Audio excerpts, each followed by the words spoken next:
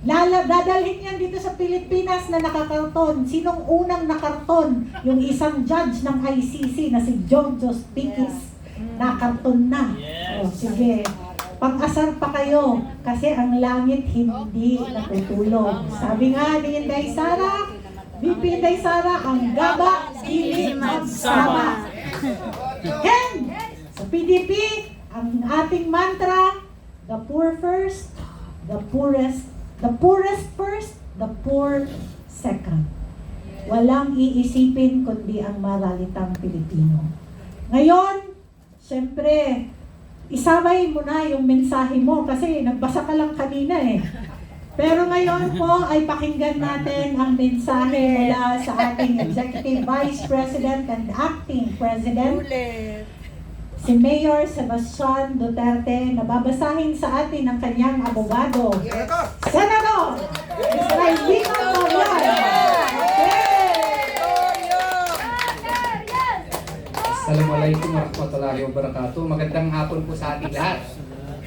First, I would like to express to you the sentiments of our dear Mayor Sebastian Z. Duterte for not being able to be here. He is in a state of grief. I think I can say it now kasi kung magtingin ka sa Facebook, lumabas na eh. Yes. I was the personal lawyer of Ninong Bong Duterte for many years, since 1998 until now. And as a matter of fact, I was his lawyer when he was city councilor in Davao City, 1998 to 2001. And thereafter, when he became executive secretary of our dear former president, Rodrigo Roa Duterte. I have been with him for more than 27 years. I was his lawyer. And that is why it pained me much when he was diagnosed 2 months ago for stage 4 colon cancer. So, it was accidentally diagnosed by his personal doctor. And I was there together with our beloved Vice President, Sara Duterte, and the Mayor, my client likewise, Sebastian Duterte, when we crafted his last will and testament. And this Thursday, I think during his inurement, I will be reading his last will and testament to his ears. And that is why I request all of you to please stand up and let us say a 2-minute prayer for Mayor Sebastian, for Bong Duterte.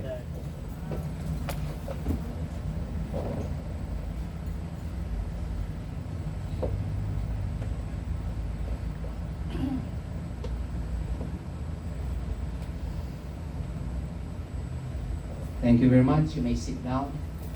Now to my task. I have been requested by the good mayor to deliver his speech for PDP Laban in his capacity as the acting president for our party. Madayaw ug maayong adlaw kaninyong tanan. We extend our congratulations to the members of the Partido Demokratiko Pilipino on our 44th anniversary. For over 4 decades, we have remained steadfast in our commitment to public service, nation building, and the promotion of national unity, guided by the values of freedom, solidarity, justice, equity, social responsibility, self-reliance, efficiency, and enlightened nationalism. This milestone reflects our dedication to the ideals of good governance and the enduring spirit of camaraderie that we continue to embody. As we navigate the complexities of the current political landscape, let us remain undeterred by the pressures of power. Instead, let us continue to uphold the core values of our organization and fulfill our responsibilities as law-abiding citizens. While the road ahead may present significant challenges, may we remain united in our vision of an equitable economy, better livelihood, sustainable progress, and lasting peace for all regions in our country. Once again, congratulations ug daghang salamat, Sebastian Baste Z. Duterte. And I am likewise tasked to deliver my own speech. It was actually a mandate from the leadership. So I'm fond of delivering impromptu speeches. But then again, I thought that this is the 44th anniversary of PDP Laban. And we are at the crossroads of history, where corruption has become a fashion, where embellishments of crimes has become the name of the game, and where the greatest robbers have become the most honorable. I have decided to reduce everything in a speech in honor of the founders and the leaders of our political party. And here is what I crafted 5 minutes ago after I was told that I am to deliver my own speech. My fellow PDP Laban members, esteemed leaders, and our fellow Filipinos, maayong hapon, maayong gabi kanatong tanan. As we gather today to mark the 44th anniversary of PDP Laban, I do so with deep gratitude and sober reflection. Our party was founded in 1982 at a time when democracy itself was under siege. PDP Laban did not arise as a temporary political arrangement, nor as a vehicle for personalities, but as a principled movement grounded in the enduring values of the Filipino people.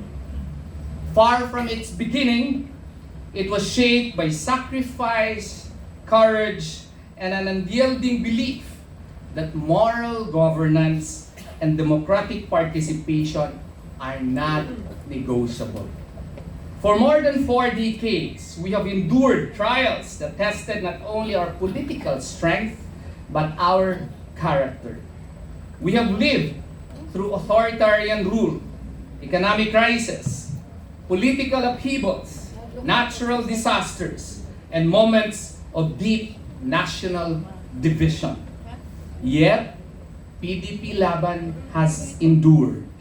We remain here today because our survival has never depended on convenience nor expediency, but on principles that compel us to adapt, to endure, and to renew ourselves without surrendering what is fundamental.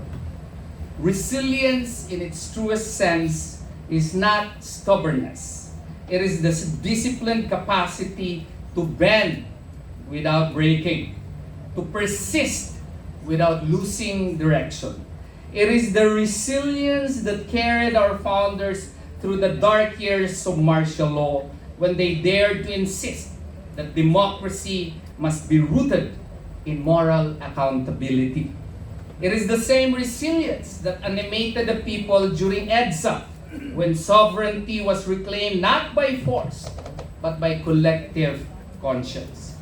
Across administrations and generations, PDP Laban has survived because it has repeatedly returned to its core ideals, not to power for its own sake, but to service anchored in principles. Today, we confront a complex and demanding moment in our national life, if not our national history. Our democracy remains alive, yes, but it is truly vulnerable. Social divisions have deepened. Economic inequality continues to burden many Filipino families. As a matter of fact, external pressures challenge our independence and our capacity for self-determination. These realities are not abstract. They are real. We experience them today.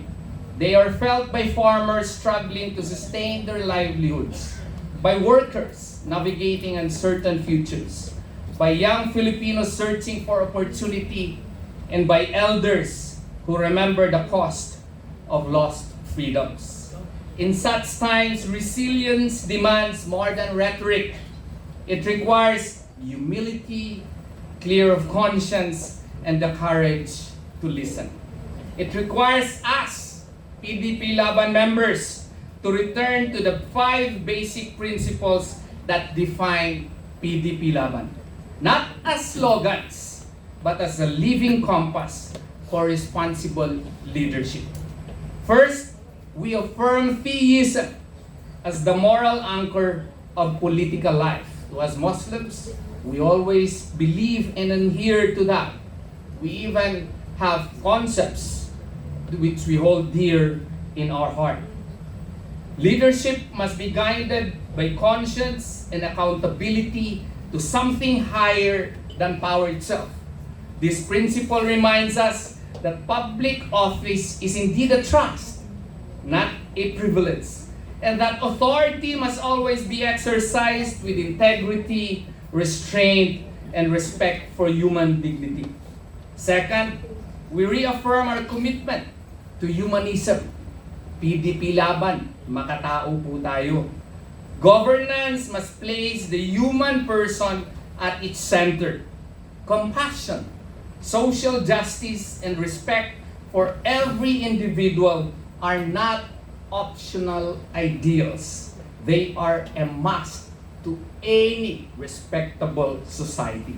They are the measure of legitimate public action. A resilient society is one that protects the vulnerable, uplifts the marginalized, and refuses to treat people as mere instruments of policy or politics.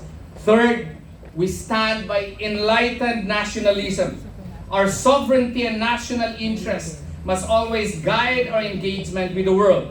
We believe in an independent Philippines that engages globally with confidence and principle, neither isolated nor submissive, but firmly rooted in the aspirations of our people and the lessons of our history.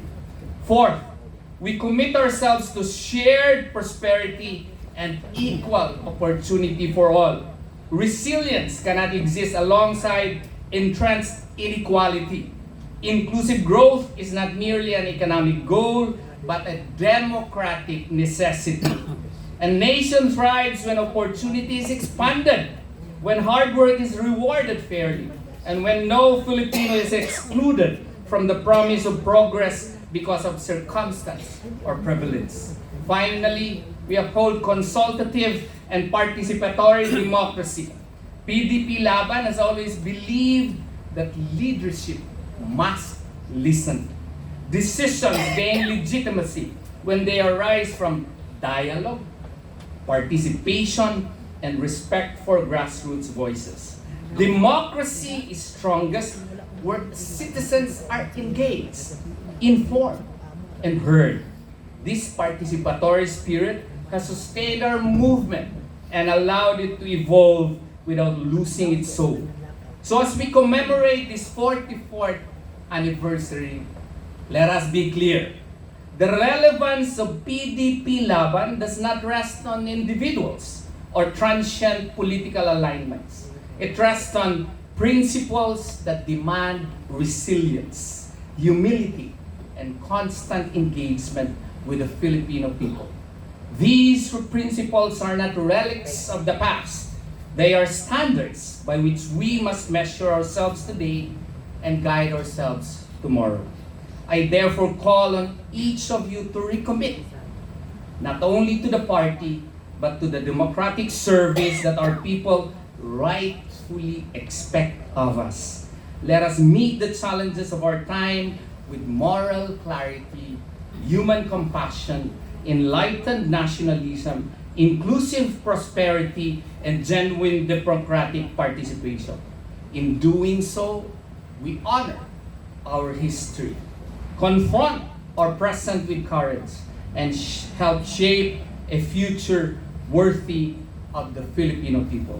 Mabuhay ang PDP laban! Mabuhay ang sambayanang Pilipino! Daghang salamat ug maayong gabi.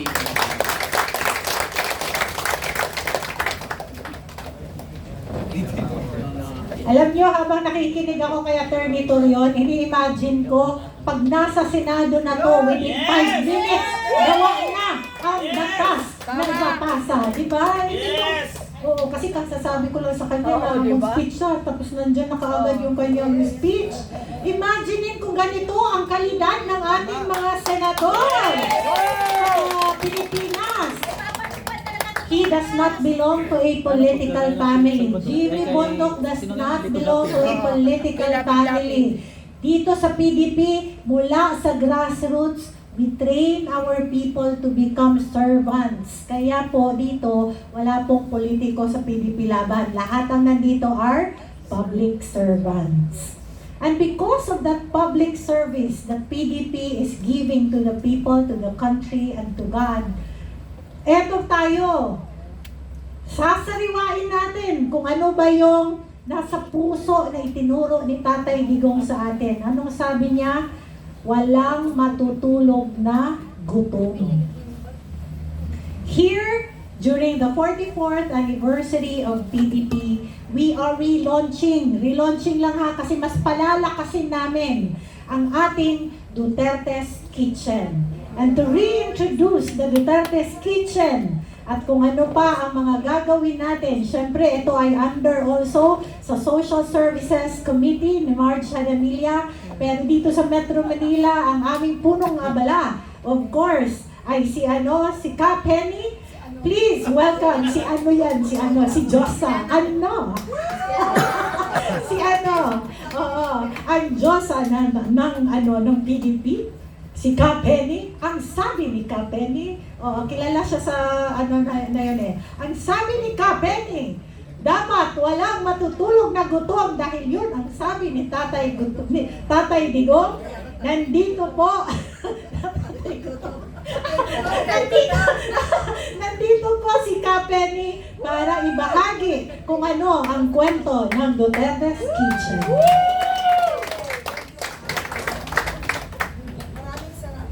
Salamat po sa inyo at ako'y masyadong na-overwhelmed. Wala po tayong choice. Kami po yung tatayo lagi dito dahil just to inform and update all of you.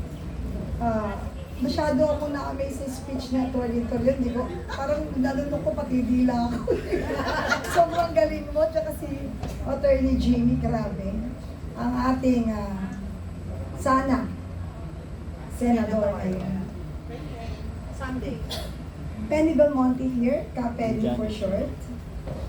President of PDP Manila and Chairperson of the Education Committee ng ating pong partido.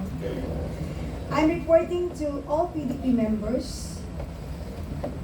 You know, I'm very excited to share updates on the Duterte Kitchen. The Duterte's Kitchen. Walang matutulog ng gutom. Yan po ang talaga pong laging sinasabi ni Tatay Digong. Alam niyo, ang Duterte's Kitchen na may slogan na walang matutulog na gutom is more than just words. It's a promise.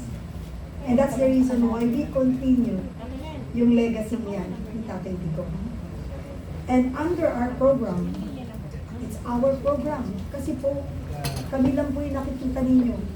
Napakarami pong voluntary or volunteers na nakatago sa likod ng camera.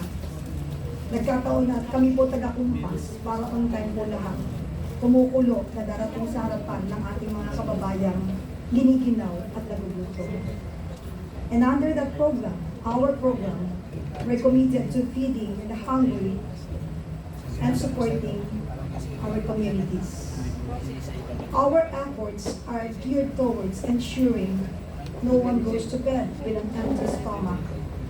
We've been working tirelessly to reach more people, and I'm proud of what we have achieved. And I'm very happy when Tatay Digong appointed me sa national parks, will we know the fact that takbuhan po yun ng mga homeless, ng mga nagugutom, at yung walang-wala, masilungan. Pag umuulan, maniwala kayo, natutulog sila, nakabaluktot. But it did not stop them na mag-rest. Natutulog pa rin sila. Yung pagkakataon na pinagkatiwala sa atin, I took advantage. And I'm happy na nagkaroon tayo ng pagkakataon makatulong sa kapwa. Kasi po yung trabaho na in-appoint sa aming lahat ay iba-iba. Meron na sa loob ng opisina, meron na sa loob ng kung saan, iba't ibang klaseng departamento, ngunit lahat po ito ay public service. Pero sa akin, I feel that ako po yung pinakaswerte. Pwede po ako sa lahat. Kumbaga, pwede sa baterya, pwede sa kuryente, pwede sa labas, pwede sa loob, pwede sa taas ng puno, kahit saan. At kung hindi ko makararating yun, bumababa talaga kami para malaman namin kung sino pa yung nilalamig, kung sino pa ang nagugutom. Hindi lang po ito trabaho ng taga-DSWD. Dahil kung nakikita mo na may nangangailangan, lalo't ang Luneta ay bukas na pinto para po sa lahat ng ating mga kababayan. Isa po itong pagkakataon bilang tao, and it's a blessing for me. Kaya lahat po ng mga kinutuwa ng gobyerno, bukas ang pinto, tambayan po nila ang aming opisina. Why? Because they really wanted to help also. Walang pagkakataon, office work sila eh. It did not stop them to do it. Ang ginawa nila, pumunta sila sa akin at ginawa namin ito ng sama-sama. Sila ka Asra, sila ka Amy. Wala man pagkakataon sa kanilang opisina. Ang pagbaba at pagtulong sa ating mga kababayan ay hindi po yan mahihinto pag sinabi mo hindi naman namin trabaho yun, hindi naman mandate. Pag gusto, maraming paraan. Pag ayaw, napakaraming dahilan. At bilang tao, bilang Pilipino, makita mong nanginginig sa gutom at ginaw ang kapwa mo. Sasabihin mo pa ba na sasabihin mo sa kapwa mo, hindi kasama yan sa mandato ng aking opisina at hindi yan kasama sa akin sinumpaang tungkulin? Of course, no. And that's the reason, ganun namin kamahal si tatay because hindi niya kami, without reservation ng aming pagtulong, hindi na kailangan tanungin dahil alam mo kung anong pangangailangan ng ating kapwa. Lalo sa lugar na alam mong bukas sa lahat ng mga Pilipinong salat, gutom at nangangailangan. I'm proud kasi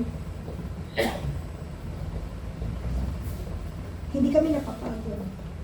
Yung iba nga naghahanap pa kung sino tutulungan. Kami nandun na. Kumbaga sa baraha, kung ikaw ay manunugal, nakabukas na lahat ng baraha, pipiliin mo na lang kung ano yung uunahin mo.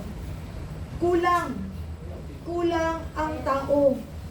Kapag tayo nagsama-sama, sobra-sobrang tulong ang pwede nating maibaba sa tao dahil kulang ang tulong sa mga taong maraming nangangailangan. Pero hindi imposible pag tayo nagkaisa, nagtulungan. At yun po yung isang mensaheng laging nakabalot sa aking isipan, kaya hindi nawawala sa aking puso. Lahat ng bagay, kailangan yung serbisyo, huwag kang mag-iisip ng kabayaran. Bakit? May sahod ka naman eh. Huwag ka nang mag-isip ng sobra.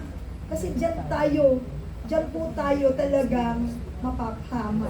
At nangyayari na po ito. Mamiesta sila ngayon, pero hindi mo habang buhay malilinlang ang taong bayan sa kalokohang inyong pinagagawa. Let's keep pushing forward and make a real difference in the lives of those who need it most. Sa lahat ng mga katuwang namin, na wala nga kayo sa gobyerno, tumutulong pa rin kayo eh. Wala na nga tayo sa pwesto, but it did not stop us. Because, alam mo, natuto tayo eh, sa pagkakataong nang tayo nakaupo kung paano tumulong, iba pa rin yung may authority ka to do it. But, nung na-learn ko how to do it, kasama na mga kasamahan din namin na natuto rin kung paano gawin yon. Hanggang ngayon ginagawa namin. And why? Sabi nila, Penny, wala ka naman sahod dyan. Ano ba napapala mo dyan? Yun po yung kaligayahan sa puso, ang makatulong. Tatanungin ko po kayo kung kayo po bibigyan ng pagpipili. Anong gusto nyo? Humingi ng tulong o tumulong? Tumulong. Tama po yan. Kasi po, pag humingi tayo ng tulong, yung arms, nakaganon, ngawit na ang palad mo, nakaganon pa yung leeg mo, ngawit na lahat. Tapos, ichichismis ka pa, hindi ka pa matutulungan. Pero pag ikay nagtutulong, nakayuko tayo, relax na relax, inaabot lang natin. It's not tiring to help. Ang importante po, matuto po tayong makipagkapwa-tao. Kaya nga po, di ba, may kanta. Huwag po natin kalimutan to, ha.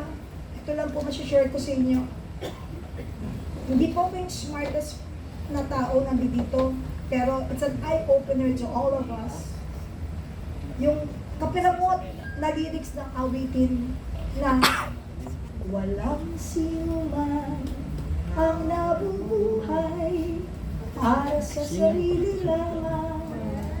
Walang sino man ang namamatay para sa sarili lamang. Tayo lahat ay may pananagutan sa isa't isa. Tayo lahat ay pinipon ng Diyos. Hilap po. See, alam nyo. Yan lang po ang maiiwan ko. And the rest, may papakita po sa ako sa inyo bilang part po ng aking report. Baka sabihin, kinantahan ko lang kayo, tumakas na ako sa report ko. Kaya ba, meron pa akong report na pinaghandaan para po sa inyo lahat. It's all about the Duterte's Kitchen. Pasensya na po kayo kung familiar at yun ang mukhang makikita ninyo. But I expect after watching this video, sure po ako, nasasama na po kayo sa amin at dadami na po yung mga mukha na mapapanood natin sa susunod na mga anniversaries, mga pagkakataon na tayong nagkakasama. Let's inspire people. Let's not stop helping. Kasi kung may pagkakataong makatulong, gawin natin, hindi bukas, now na.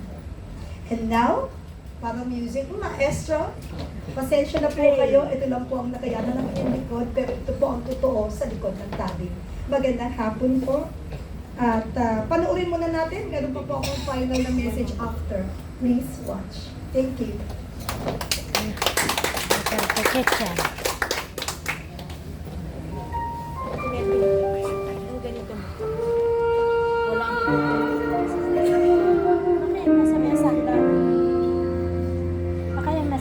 Sa isang simpleng kusina sa kanto ng bayan, may kumukulong lugaw para sa nagugutom na tama. Walang mayaman, walang mahirap na kagitan. Iisa lang ang mesa ng bawat nilalang. Mga batang yapos ng lamig at takot, sa amoy ng sabaw dahil